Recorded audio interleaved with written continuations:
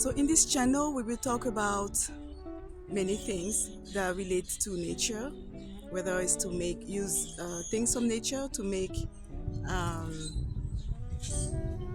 to make remedies or for food consumption. We'll talk about where the food comes from, how to grow it, and as you can see, I'm in front of this beautiful blooming tree.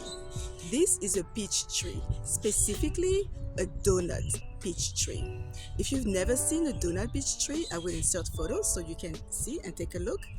You can see the flowers are blooming, and this will result in fruits, peach trees, in peaches, and they bloom at different time. Some have completely bloomed, and right here you have one that has not even opened. This one is starting to open. By the end of the day, this flower will be completely open. It happens so fast. You come in the morning, you see one side, and by the end of the day, you see more flowers opening, and it's so beautiful. This is a very small tree that I got a year ago, so this is the first time I'm going to reap donut peaches. So I'm very excited about that. It's a very small tree, as you can see, and I'm going to have to transplant it into a different container. I will keep this one in containers because I have no more space in my yard. I'll take you, as you can see there, you have trees that are in the ground, and we'll walk that way. By the way, I'm here today with my landscaper. He's helping me put some order, keep this place clean. The sun is right there. The sun is on this side. I don't want to focus on it, but the sun is right there. And one thing I noticed is that things that are away from the sun, so the sun is on this way, on this side, things that are on that side are not doing too well. You can see this entire branch is dead. It's not carrying anything at all. This entire branch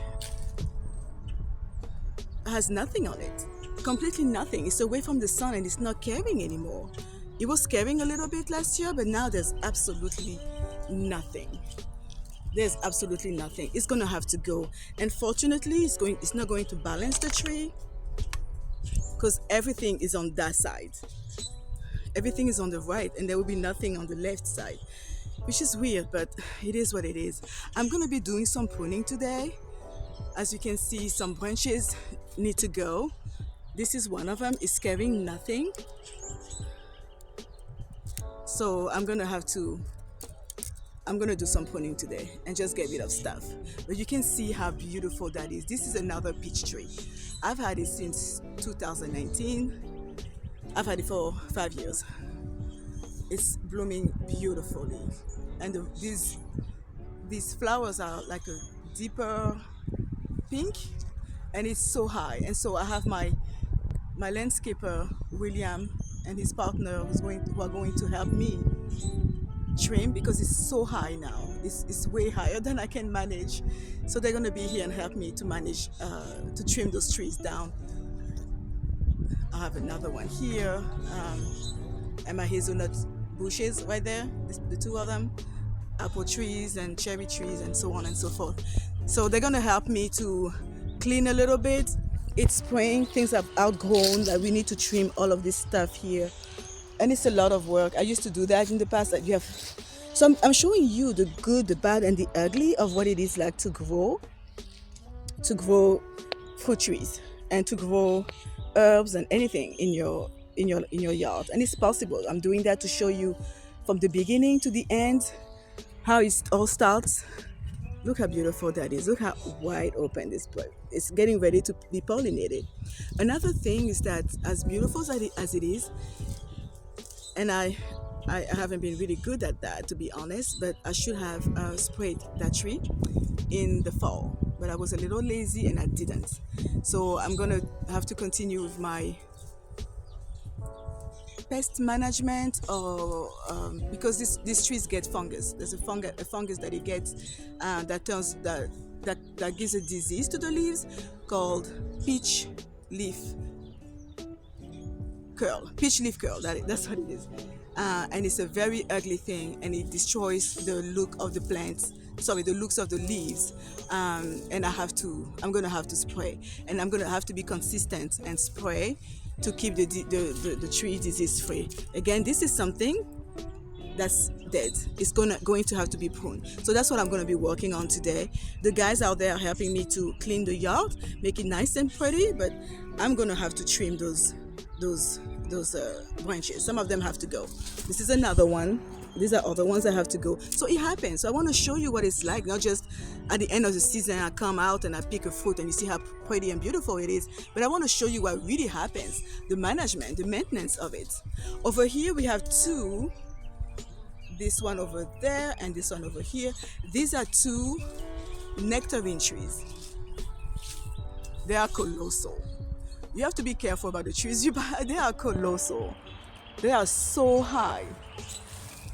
They are so high. And so the guys are going to help me to trim that. Look how beautiful that is. These are millions. These are like thousands of peaches to be. Really. Seriously. And if you notice, you see the color of the flowers there. This is a deeper pink, and those one are lighter pink. It looks white a little bit, but it's really pink. So we're gonna get closer so you see. These are nectarines. So look how bountiful this. It's a beautiful sight, and they have not even all bloomed all the way yet. Some are still closed up, and they will bloom soon. It's beautiful. I would hate to cut that down, but there's no way I can reach that height. There's no way I can reach that height. So they're gonna help me trim it down. Over here is my pear tree. It's not really bearing much. This is the beginning. I want to show you what that looks like. This is a cluster. If I can zoom in it, this is a cluster of flowers that will turn out to be pears. So they come out like that in clusters. And day after day they open up, and you will see how beautiful that is. And you see how they start taking that shape of a pear. It's amazing. It's beautiful. This is my apple tree, but I have different apples on it, different types of varieties of apples. And you can see, again, apples and pears are similar. If I do this and focus, again, we have a cluster. I'm trying to focus on here. Let me find another. It's very small. They're starting to appear. There we go. You can see this is a cluster of apples, to be cluster of flowers. I'm trying to focus. It's a little hard, but you'll see better when it opens up larger. So I'm excited. You can see all these clusters. So I want to show you again everything from the very beginning, from when life takes place. This is life right here. This is food right here. And one thing I want to touch upon while I'm here, how can I focus? There we go. Comes in and out. There we go. You don't see very well, but there's tiny little pink things. The outside of the flowers are pink, and the inside is white. That's why you see that pink at the edge, at the end. So I'm getting so many apples on here, and I'm excited. Some of them are not bearing at all, and I'm getting frustrated. They're not bearing. Will they come out later? I don't know. They're bearing nothing. This is a 5-in-1 apple tree. So there are 5 varieties of apples on this, but we'll see what comes to that. Oh, here we are. So William, my landscaper, was able to pull out this. It was in a different location, and he's put it in this container. These are elderberry bushes, because I've been growing elderberries. If you heard of them, I do make elderberry syrup. I do make chokeberry syrup. My chokeberries are blooming. I'll show you that. Chokeberry or aronia. And I'm excited to see what that gives. I don't think I will have, I may. I don't know if they're old enough to carry. We'll see. They might possibly carry some fruit this year. So these are my elderberry bushes, and I'm excited about that. So we're going to transplant them. It used to be there. So see, all this work is too much to do. So they're really helping me with that, and I'm thankful for them, for the work that they do to keep my garden clean. But the maintenance of the trees, I do that myself. Over here we have our hazelnuts bushes or trees, and they're coming to life. So spring for somebody, for a grower or farmer, is a beautiful thing. To see that transformation happen is very neat. To see that transformation happen. This is another apple tree. Again, we have a cluster. We have a cluster forming here of apples to be. Oh my! All right, this is my cherry tree. This, oh my, it's, oh my. This is my cherry tree. And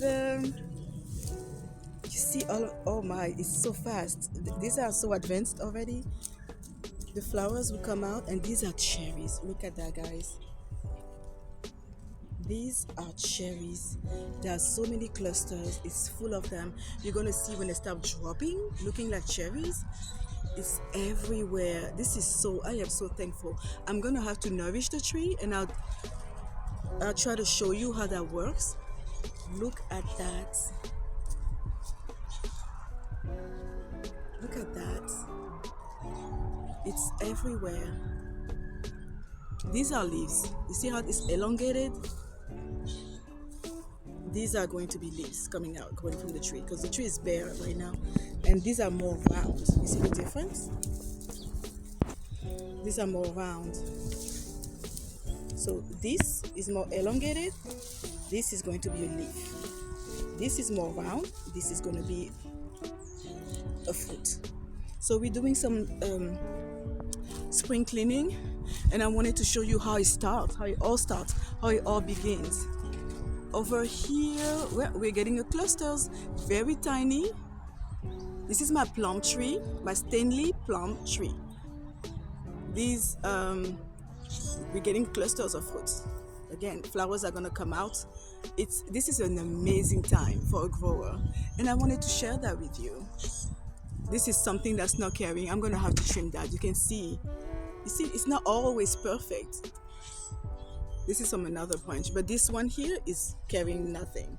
It's gonna have to go, and it's taking room, so I can open up the tree, because see the branches, they get tangled in each other like that, and they're competing for space. So it's not bad to trim down some of those that are not really carrying and open up the center of the tree. It's important to do that.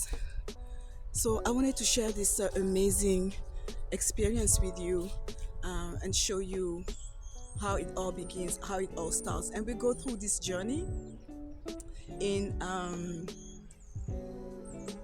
throughout the development. And I wanted to walk you with through that, and show you where it all begins and how it all ends, and all the work we have to do in between. So it will take about 3-4 months for us to be able to consume that. We're going to have to manage the pests, manage the squirrels. That's the biggest problem I have here. Manage the diseases, the fungi, and continue with our spraying management, doing it regularly. And I only spray organically. I grow organic. I mean, if I'm going to grow my own, might as well do it organically, right? So I wanted to share that with you, and I hope you can continue with me on this journey. If you like, the content, sign up, subscribe, and like my video. Let me know if there's anything you want to know, that you're curious about. I would love to explain those things to you as best as I can, of course. And actually, one thing I wanted to mention is that it's a very beautiful day. It's very nice. It's so nice to be out here, and the plants understand that, and so they're putting out the fruits. I mean, not the fruit, but the flowers that will become fruits in the future. However, I'm hearing that next week the weather, the temperatures will plummet. That can be devastating for the trees. with this global warming that we are living, or whatever you want to call that, it can be very disastrous for the trees. If it gets very cold, let's say it gets to 30 degrees, like a freezing temperature, I don't think it will, but let's say, hypothetically, it got to that level, the tree wouldn't know what to do. The tree will go dormant. And after the tree has provided all these flowers, they are ready to get pollinated. Um, if the temperature falls, the tree goes dormant, it will drop these flowers, and that can be devastating. You see how uh, that looks like millions of flowers to me. Let me focus. Let me center on it.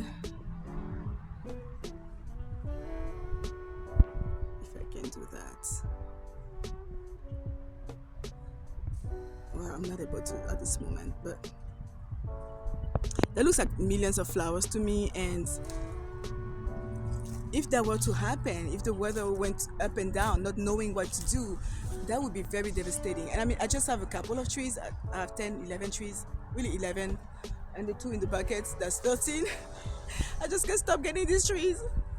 Um, if there were, I mean, I only have 13 trees, but imagine a full orchard. If we had weather so inconsistent, going up, the temperatures going up and going down, and the fruits falling, the flowers falling, that would mean less fruits for the seasons to come in the supermarket. That would mean, the cost of fruits and vegetables getting so high. So it's very important, when you grow things, when you in touch with nature, you understand how sensitive nature is, how we need to respect nature, how we need to treat it properly. Um, so it's important that we all do our part, we all do our share of protecting nature the way it is, and not making